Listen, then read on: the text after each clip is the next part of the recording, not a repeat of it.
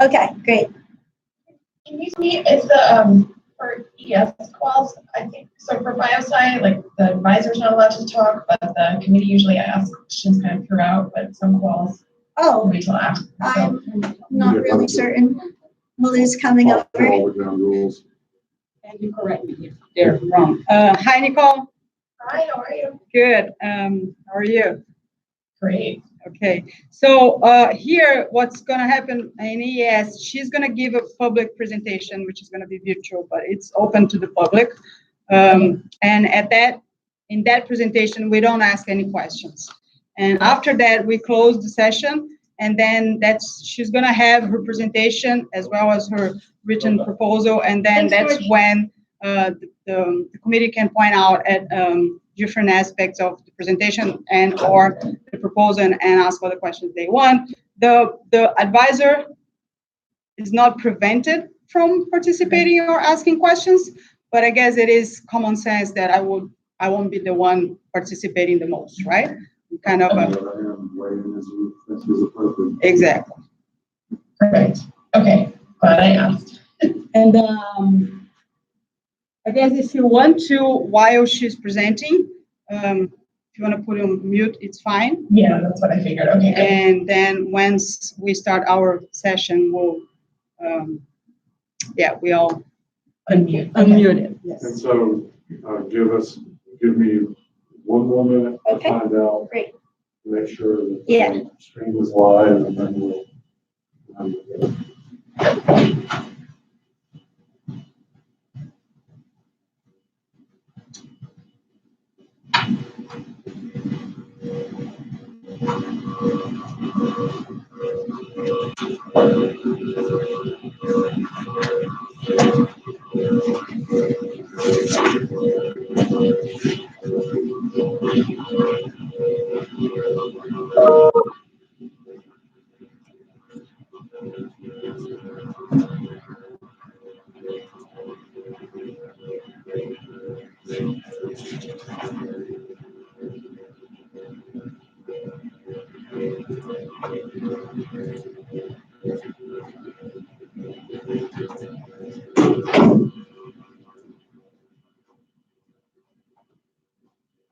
Nicole?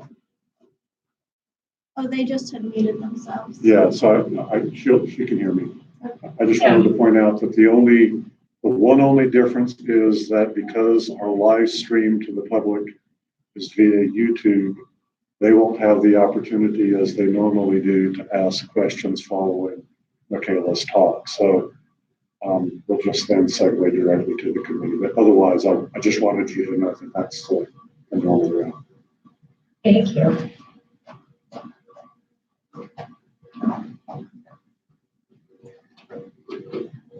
Okay, should I start? If you do, I think you should be live streaming. Okay. Oh, I think we need to leave the lights for the camera. Okay.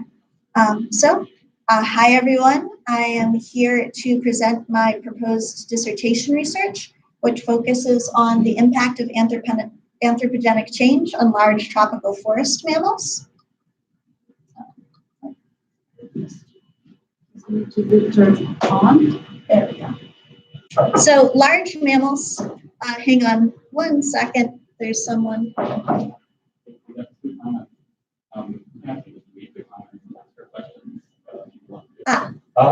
That would be fantastic. Yeah. Great, so it looks like we will have a question period at the end. People can ask questions over the YouTube stream. Okay.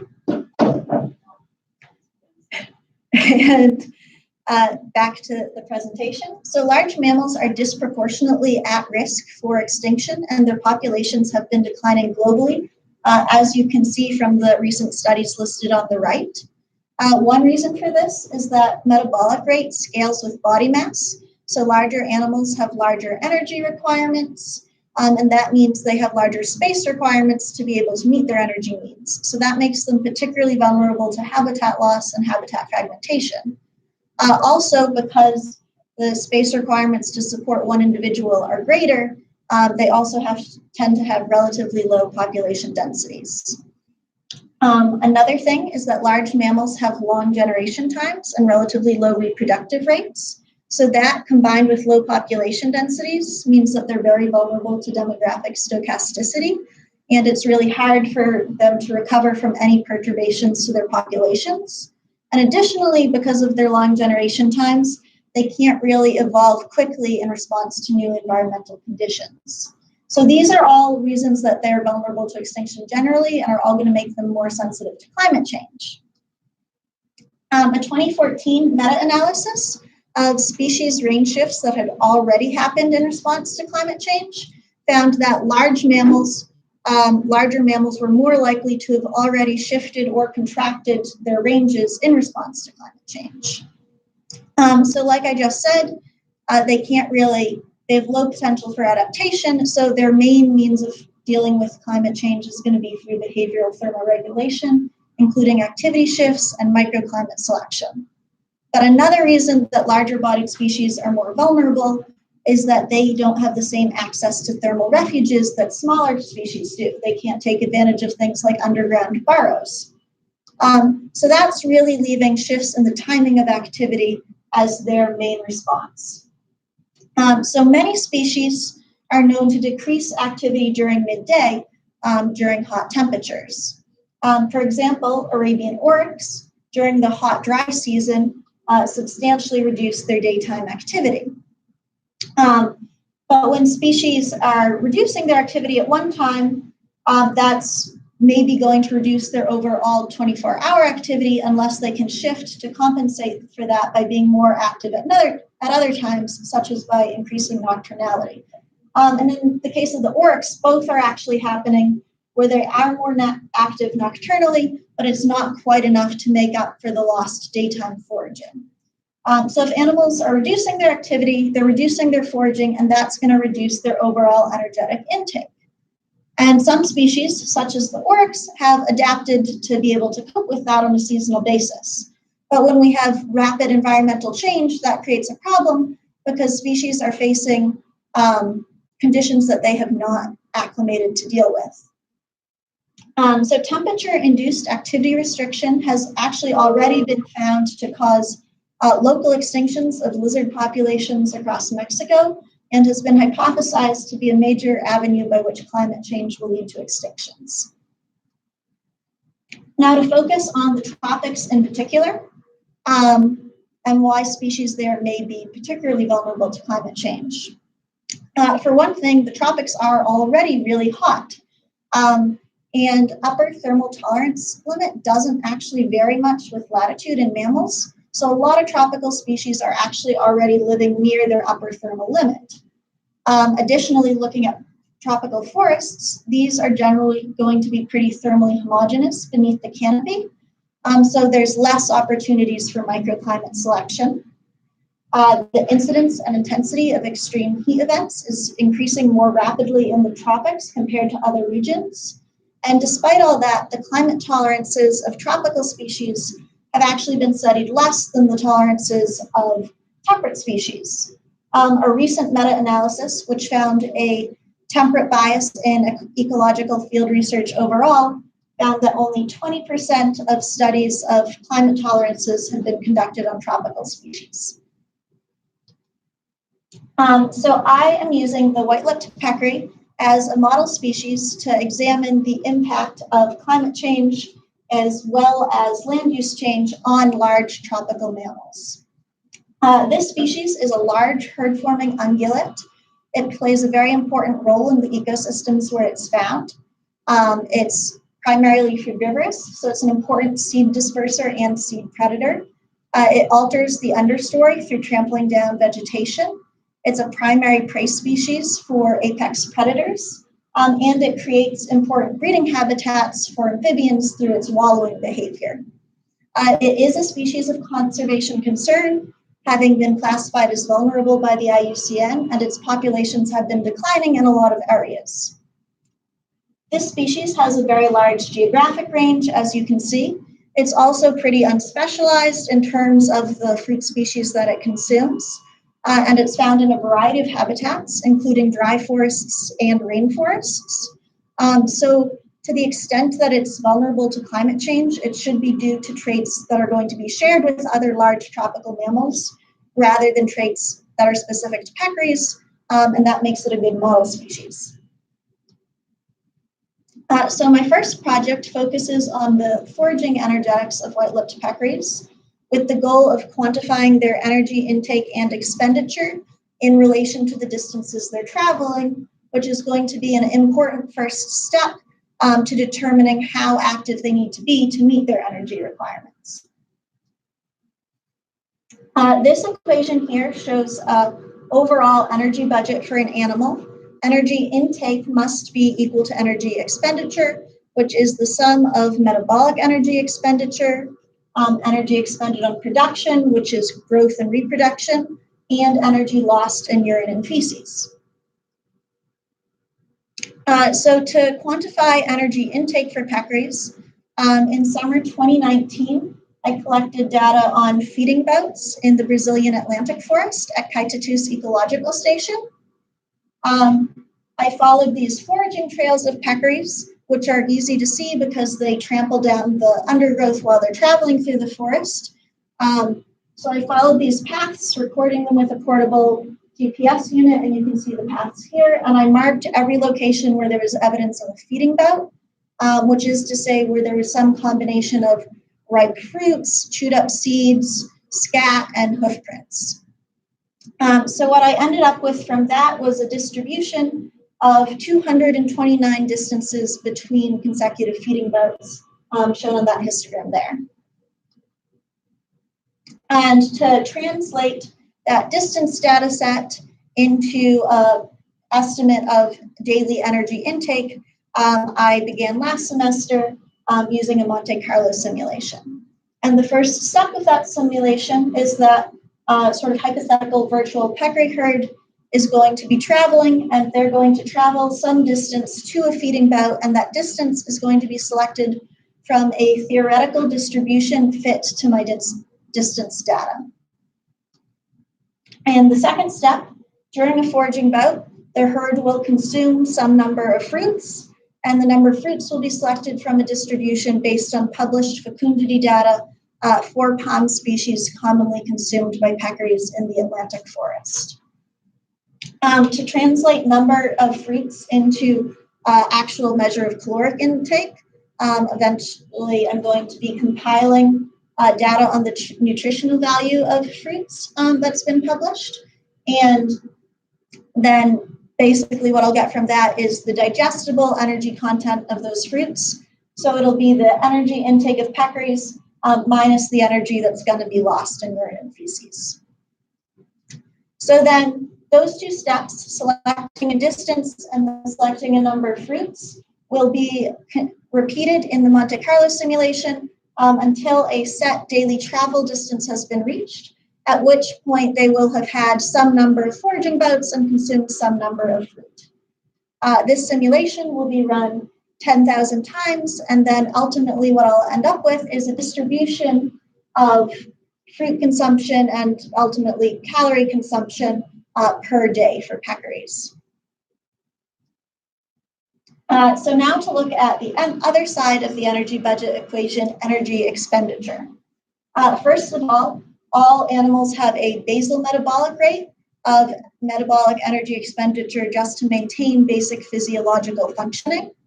And a former student in the Georgia lab, Kate Snyder, has actually already determined the daily basal metabolic expenditure for peccaries across a range of body sizes based on a linear regression fit to data from ungulate species for which basal metabolic rate has been measured empirically. So then beyond the basal metabolic rate, animals are also expending additional metabolic energy on activity. This equation has been used to determine the energetic cost of locomotor activity for a wide variety of mammalian species based on the duration of activity and the distance traveled.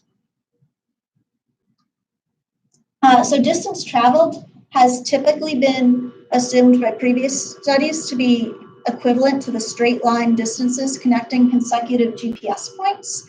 But the problem with that is that GPS locations for animals are typically recorded at intervals of 1 to several hours, which can result in real underestimates of distance traveled because animal travel paths are typically very windy and nonlinear, like the foraging trails that I followed. Radcliffe and colleagues proposed an alternative method for estimating daily travel distance, which involves using data from camera trap footage. So in that method, you take a distribution of velocities and turn angles, and then use those to simulate random walks to then estimate how far animals will travel in a given amount of time. So like if you see here in this example, where these circles are GPS points, the hypothetical random walks between those points ends up being a much greater distance than the straight line segments connecting them. So I plan on incorporating Radcliffe's method with GPS collar data by simulating random walks, drawing on turn angles and velocities from camera trap data, but then further constraining that to be between consecutive GPS points collected 3 hours apart to come up with the most realistic estimate of peccary daily travel distance based on all of the data that we have available. So after all that, I'll have accounted for every part of this energy budget equation except for production. And this equation here can be used to estimate either the cost of growth or the cost of reproduction, which I will do using values taken from the literature, either for peccaries or for physiologically similar species, so that ultimately I'll have a really full picture of peccary energetic requirements and how active they need to be in terms of how much distance they need to travel to meet those energy requirements.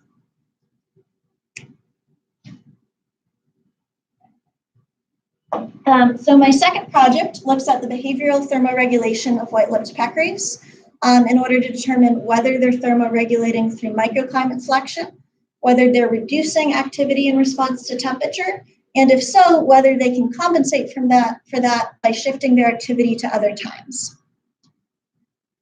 White-lipped peccaries are a predominantly diurnal species. Previous research has found that they typically have a bimodal activity pattern with peaks in the morning and the late afternoon. They are flexible in their temporal activity. For example, in the Pantanal, they changed the timing of their activity depending on whether or not they were in the presence or living in the same area as competitive wild boar. They forage within a range of microhabitats within their home ranges, including both drier and wetter areas, and they are known to thermoregulate by wallowing in mud. So to start looking at the effect of temperature on activity patterns, I examined data from GPS collars deployed on peccaries in 4 different biomes in Brazil and French Guiana. The GPS collars were equipped with temperature sensors and accelerometers. And based on the accelerometer output, I was able to classify them as either active or inactive at each data point. I then performed logistic regressions to examine whether the probability of their being active was dependent on temperature. And I found that it was in every biome and every season that I had data for. This table here shows the probability of activity at different selected temperatures. And you can see that that relationship between temperature and activity is really pretty similar across biomes, with the temperatures they're reacting to being similar. So this is really strong evidence that they are reducing activity at high temperatures, and they're probably going to be doing that at similar temperatures in different parts of their range.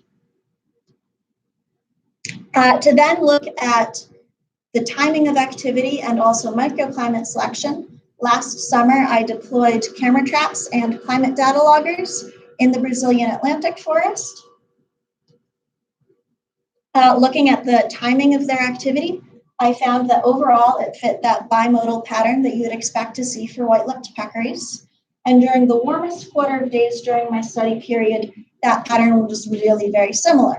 But looking at the coldest quarter of days, they're actually really shifting their activity so that that morning peak just disappears and they're more active in the early evening. So what I think is probably happening there is because the coldest time of the day was in the early morning, around 6 or 7 a.m. You can see on the temperature plot here.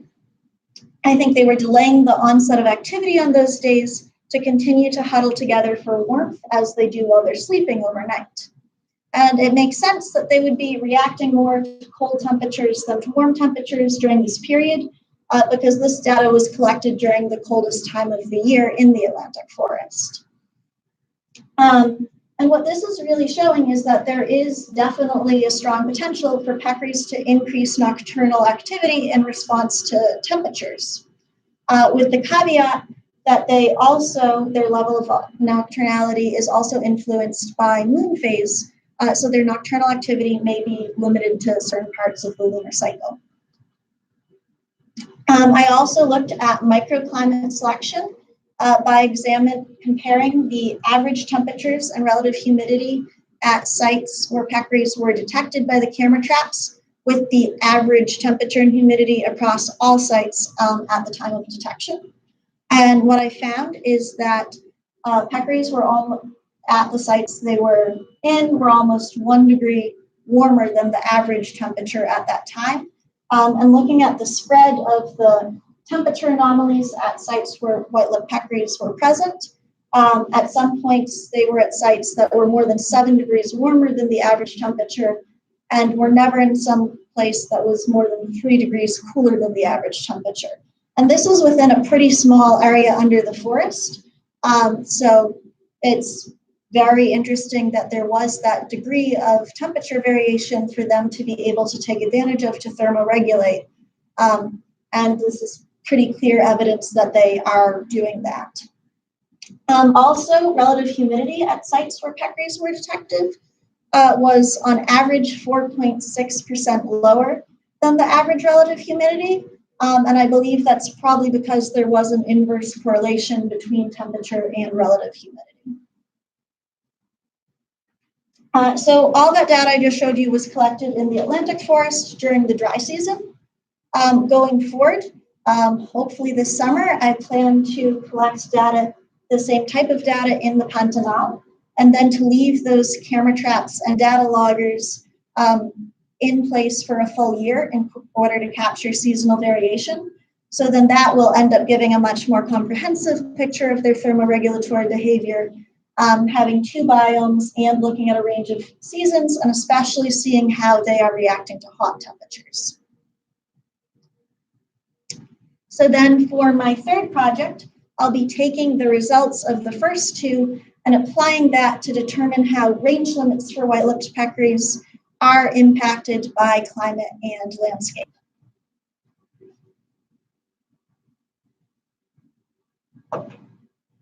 So as I've said, temperature increases are going to put pressure on peccaries to reduce their activity. But at the same time, they're inhabiting these very fragmented landscapes in many parts of their range. And that may also affect their energetic budget. So Malou has found that peccaries in more fragmented habitat actually have larger home ranges, and that's probably because they have to travel further in order to get enough food to meet their energy needs. So that's really putting an opposing pressure on them, forcing them to increase activity at the same time that thermoregulatory pressures are sort of pushing them to reduce activity. So I plan to model how these 2 opposing interests result in determining what is suitable habitat for peccaries. Initially, I'll explore these dynamics through an individual-based model with the goal of identifying climactic and landscape thresholds for climactic and landscape constraints to prevent them from maintaining a positive energy balance. So in that model, a virtual peccary herd will be navigating a thermally heterogeneous environment made up of forest and non-forest patches. And in each time step of this model, the patch temperatures will be updating, and peccaries based on that, as well as the time of day and their current energy balance, will be deciding to be active or inactive. They'll then either move around or stay in place for an hour, during which they will be gaining and losing energy. And the ultimate outputs of this model will be patterns of temporal activity and associated energy balances. Initially, I'll run a model that's based on environmental conditions observed at qual2 in summer 2019 to see if the model can replicate the patterns that I actually observed in the field. Once I have that prototype model that's then been calibrated to reproduce patterns observed at the Atlantic forest, I will keep that model but just run it with different environmental conditions to mimic conditions observed in the Pantanal in 2020 and 2021 to further validate it by seeing if it produces the same patterns you observe in the field under a range of environmental conditions. And assuming it does, I can then extend it to examine a whole range of environmental conditions for which we don't actually have data. And ultimately, the results of this model run under many different climatic and landscape configurations will make it possible to quantitatively describe the relationship between climate variables, forest cover, daily activity range, and average daily energy balance. And that will then go into informing a mechanistic species distribution model for white-lipped peccaries. So typically, species distribution models have been correlative, in which some environmental variable is associated with the presence or absence of a species. For example, those top figures show species distribution models for peccaries in Brazil based on associating records of occurrence with climatic and land use data. The problem with correlative distribution models is that species may very well be physiologically suited to areas in which they don't currently occur. So the potential to predict future ranges under climate change scenarios with correlative models is really limited. Mechanistic species distributions, on the other hand, take an empirical relationship between some environmental variable and some physiological or behavioral response and use that to project measures of performance across a species range. For example, this bottom figure here shows for Australia an association between temperature and different measures of performance for a lizard species, such as potential hours of activity. So I plan to have a distribution model in which forest cover and climate variables will be taken in as inputs on grid cells in a map, and then based on the results of the individual-based model, the distribution model will then compute a potential daily activity range and average daily energy balance for peccaries in that grid cell, ultimately resulting in maps of activity range, daily activity range, and energy balance across their current range. I can then validate that model by using current climate and landscape scenarios and seeing if it reproduces known patterns of peccary occurrence now. And assuming it does, can then extend it to look at how peccary ranges may change under future climate scenarios. So in summary, what I will end up with is a pretty detailed picture of how climate and landscape configuration are influencing the energetics of peccaries and ultimately influencing what their range limits are. So that's it. And thank you all. Thank you to everyone on my committee and especially Malu for your input in developing this research. And I will now take questions on YouTube. I guess, yeah.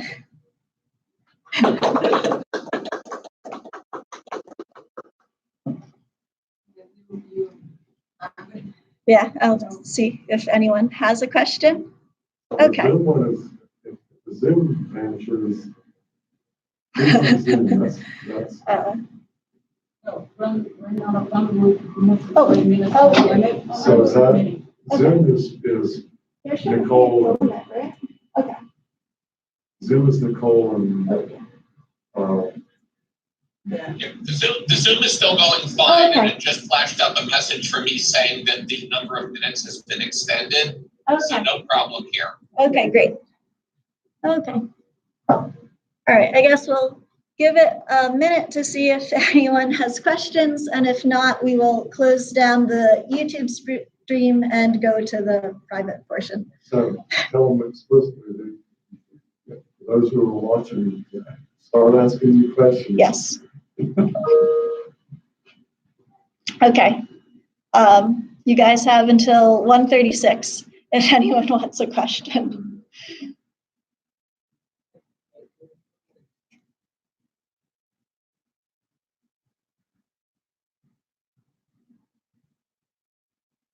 That's kind of funny. Because who knows? We have no idea how many people are viewing. I can see how many people are viewing it, Oh, yeah. and some of them have typed clap. So there is a response. Yeah. Okay. That's wonderful. How many do we have? 16. Yeah. Wonderful. That's great. It works. It's so weird. This has gone far better than I anticipated. This is Yeah. wonderful. This is great. Yeah. Okay. Chris Tassett has asked, "What's my favorite peccary?" If you mean species, then definitely the white-lipped peccary, which is the one I'm studying.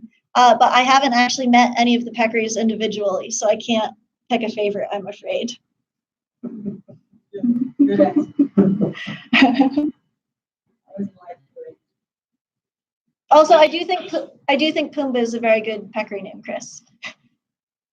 Lydia posted a question on Slack, because she Ah. can't do it on YouTube. Oh, She said, okay. How are the peccaries competing with the boars? Okay, yeah, that's a good question. So that's going to be indirect competition, most likely. The peccaries are avoiding the boars temporally. So I don't think there's any documented direct physical confrontations with them, but that may be because the smaller white-lipped peccaries are really just avoiding the larger wild boars. And also they're eating a number of the same foods. So there's indirect interference competition that way.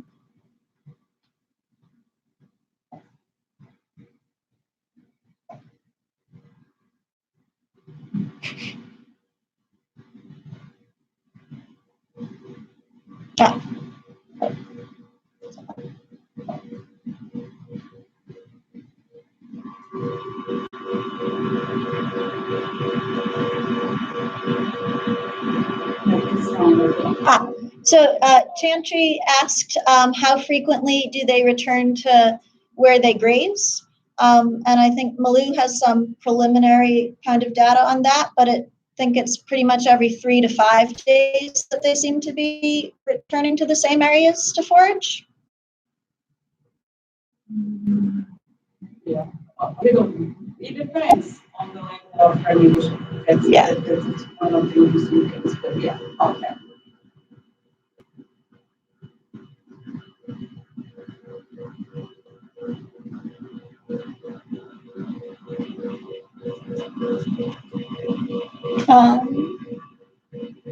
Okay, so I think I'm going to shut the live stream down now. Thank you all for watching.